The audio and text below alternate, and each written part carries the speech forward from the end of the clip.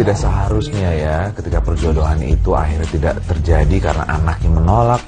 Orang tuanya sampai harus membunuhnya kan. Aduh, jangan sampai. Ini hal-hal yang bisa dikomunikasikan, bagaimana seorang tua bisa mengarahkan anaknya, dan orang tua ini dan anak ini harus mengerti apa yang dimau sama orang tua. Ini itu komunikasi sebenarnya ya. Betul sekali. Nah, siang-siang gini mungkin pemirsa ada yang belum telepon orang tuanya, mau tahu kabar orang tuanya, coba telepon pacar sehari bisa 3 kali, bisa nggak telepon mama atau papanya sehari 3 kali? Iya. Boleh ditelepon dulu. Betul, menyenangkan hati orang tua ya, apalagi di bulan Ramadan ya. Betul sekali. Oke, selanjutnya kita punya pembahasan apa? Soal sholat ya? Soal sholat, tapi seperti apa Ya. detailnya? Biar penasaran, tetap di Berita Islami Siang.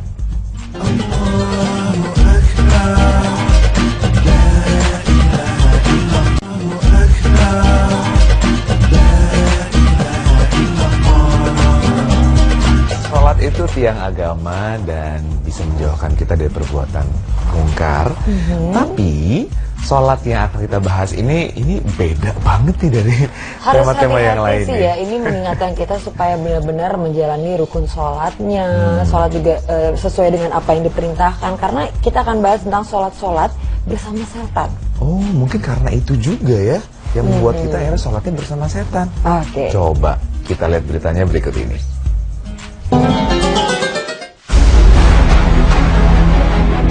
Orang-orang yang sholat bersama setan. Sholat merupakan kewajiban setiap muslim yang juga masuk ke dalam rukun Islam, yaitu melaksanakan sholat, khususnya sholat 5 waktu. Untuk mencapai kesempurnaan dalam ibadah sholat, kita harus melaksanakannya dengan khusyuk. Pengertian dari khusyuk sendiri adalah serius, bersungguh-sungguh, hikmat, syahdu, atau penuh penghayatan dalam melakukan sholat itu sendiri. Sudah merupakan sifat setan untuk mengganggu dan mempengaruhi setiap cucu Adam dalam melakukan ibadah termasuk sholat. Itulah kenapa manusia harus selalu waspada, terutama saat melaksanakan ibadah wajib ini. Melakukan sholat yang asal-asalan akan memperbesar resiko ibadah sholat kita tidak diterima oleh Allah Subhanahu wa Ta'ala. Lalu siapakah orang-orang yang sholat bersama setan? Mencapai perasaan khusyuk dalam sholat bukanlah perkara mudah. Ada saja tindakan atau pikiran yang pada akhirnya mengurangi kehusyukan dalam menjalankan sholat. Hal tersebut tidak lepas dari ulah dan tipu daya setan, karena golongan yang tercipta dari api ini senantiasa menggoda manusia agar sholatnya tidak sempurna. Berikut adalah 6 orang bersama setan saat sedang menjalankan sholatnya. Bukan mengikuti manusia melaksanakan sholat, namun setan tidak akan berhenti mengganggu hingga manusia tidak berdaya. Siapa sajakah 6 orang tersebut? Berikut informasi selengkapnya. Orang pertama yang bersama setan saat sholat adalah mereka yang merasa was-was dalam niat. Biasanya perasaan was-was ini akan berlangsung hingga saat sholat. Hal itu membuat orang ragu terkait rukun sholat yang seharusnya dijalankannya. Misalnya saja lupa jumlah rakaat dan lupa bacaan. Jika mengalami hal ini, Anda patut waspada karena sebenarnya Anda tengah bersama setan yang menggoda. Hal ini sudah dilakukan sejak awal permusuhannya dengan Allah Subhanahu wa Ta'ala, yakni menggoda Nabi Adam dan Siti Hawa untuk memakan buah khuldi. Kemudian setan membisikkan pikiran jahat atau was-was kepadanya dengan berkata, "Hai Adam, maukah saya tunjukkan kepada kamu pohon khuldi atau kekekalan dan kerajaan yang tidak akan binasa?"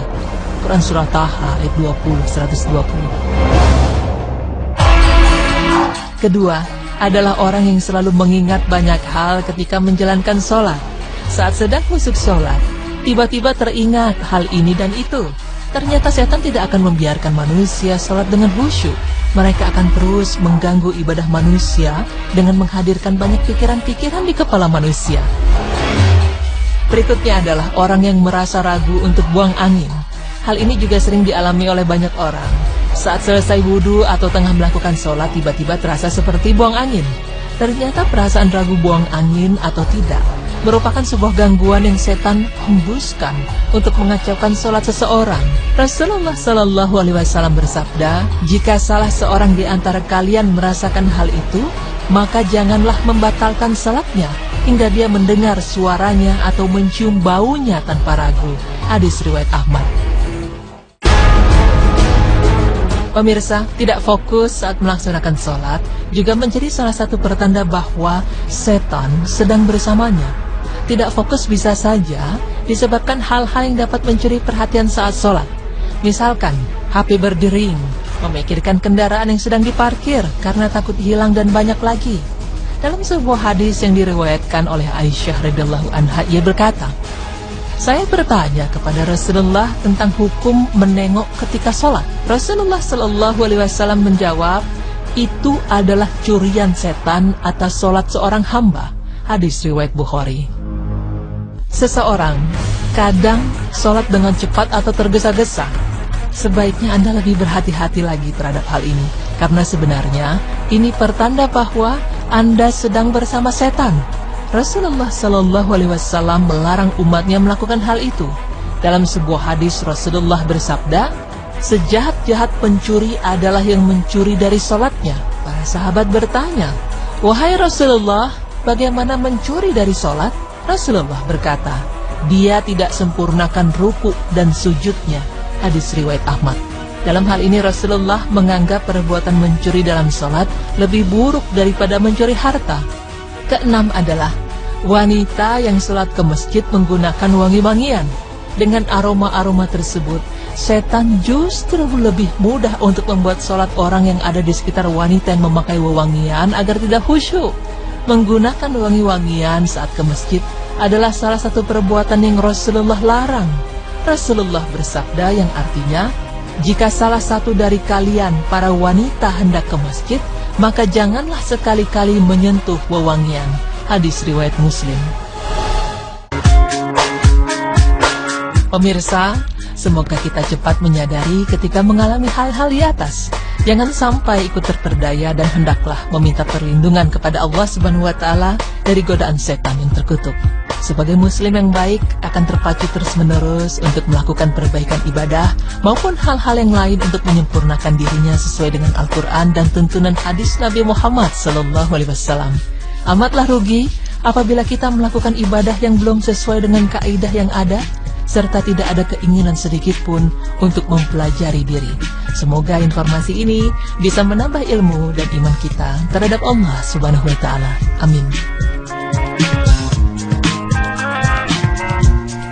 Apabila kita melakukan ibadah yang belum sesuai dengan kaidah yang ada, serta tidak ada keinginan sedikit pun untuk mempelajari diri. Semoga informasi ini bisa menambah ilmu dan iman kita terhadap Allah Subhanahu wa taala. Amin.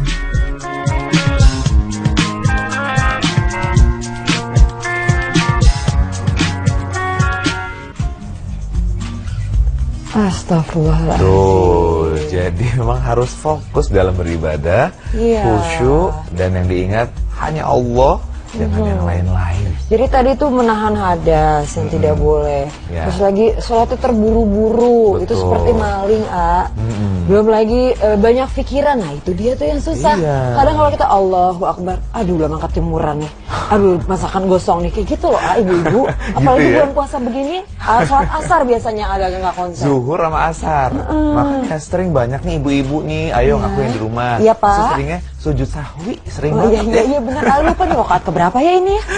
Tuh harus lebih tapi konsentrasi, lebih fokus lagi. Insya Allah kedepannya lagi nggak seperti itu. Insya Ya. Allah. Karena Allah Oke. juga akan melihat kualitas ibadah kita. Luar biasa. Setelah ini kita akan membahas tentang uban. Jadi ternyata uban itu tidak hanya untuk orang tua yang muncul-muncul ya. Masih Betul. muda, masih Ada ya? muda. Oh. Juga kadang suka ubanan. Ini muda ya? Udah. Ngaku muda ya? Biar happy, ya. Pengakuan sih sebenarnya. Oke, dan ternyata masalah uban ini juga ada dalam Al-Quran loh sih. Iya, kita bahasnya nanti. Jangan kemana-mana, tetap di Berita Islami siang.